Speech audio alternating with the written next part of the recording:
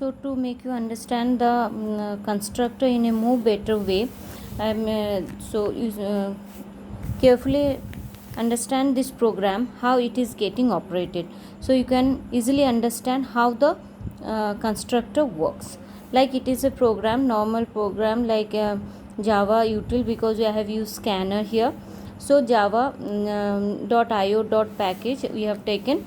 Then the class addition, here there is a instance variable we have taken.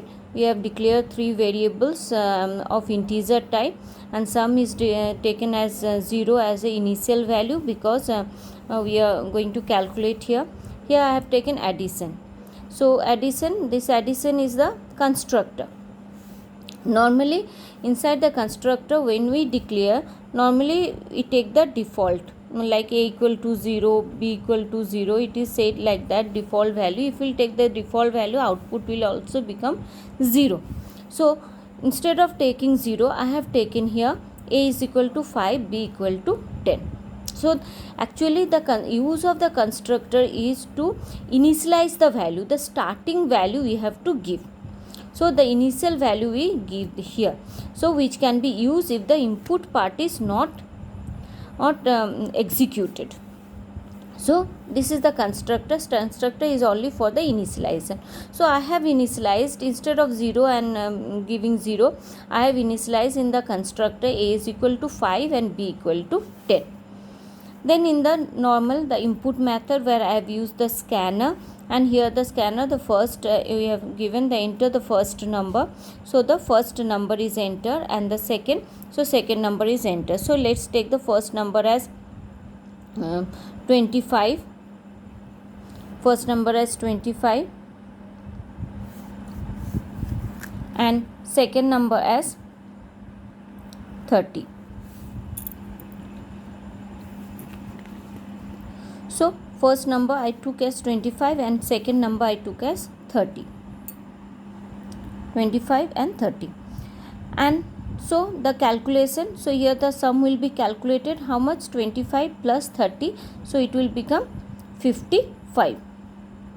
So my sum value is now 55, and it will display here the first number as a, second number, the first number is 25, second number 30, and the sum is 55.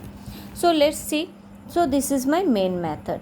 So main method, normal way the main method is made, and the object, class object is made, that is addition ob equal to new addition. So now you can understand, after doing the constructor, this is, we don't say as a class method, this is a constructor we are using here.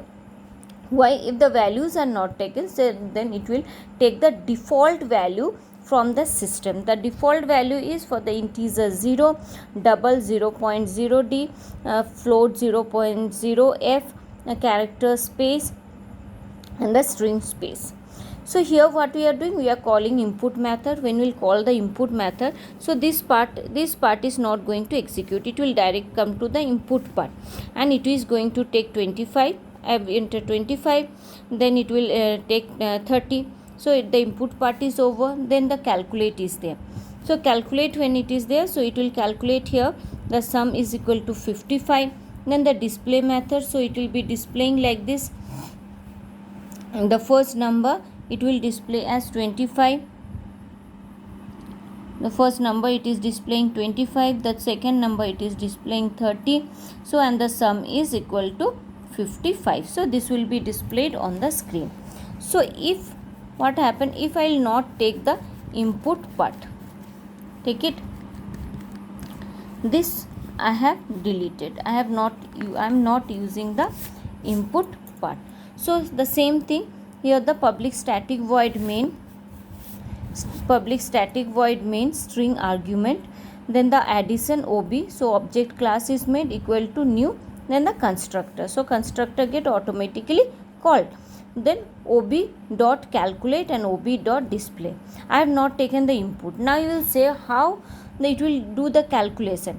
If I will not use a constructor, so automatically the automatically it will take the default constructor that I said you for the integer 0, for the double 0.0d, for the float 0.0f, for the character space and the string space. So that will be taken. But here what happened, we have already made a constructor. So here what we'll do, since the input method is not present, so only I have called the calculate and the display. So what will happen when the calculate method is called, so by default, so automatically the constructor will be called, that is it will take the value of a as 5 and b as 10. So here the sum will become 15. So automatically it will call, since it is not getting any value for a and b because I have not called the input method, so it is not getting the value of a and b. So if we have not used a constructor, it would have taken the default constructor of the system. But since we have already mentioned a constructor, so what will do, it will take the value of a as 5 and value of b as 10, and it will display the, so display method is called, so it will display the value. So it will be displaying like that, the first number is 5, second number is 10, the sum is equal to 0. So now I think you have understood what is the use of the constructor. So if the part, if it doesn't get the value, so it goes to the constructor and try to get the value of the variable which is to be used for the calculation purpose. If the values are not present, then it takes the default value from the system, that is integer 0, for the double 0.0d, for the float 0.0f, for the character space and a string space. But if assigning, so there it will take the value as a take the value from the constructor. So this is the use of the constructor in a program. So here there are types of constructor. So constructor, so the constructor which I have shown you, this is a default, there is a default constructor, then non-parameterized constructor, the constructor which I have shown you, that is the non-parameterized constructor, and the one is parameterized constructor, so value can be passed through the parameter, and the last one is a copy constructor. So these are the different types of 4 types of constructor present in a there are 4 types of constructor in a Java programming. So there are default constructor which I said you automatically it will take that as a 0 and 0 from the system it will take, and the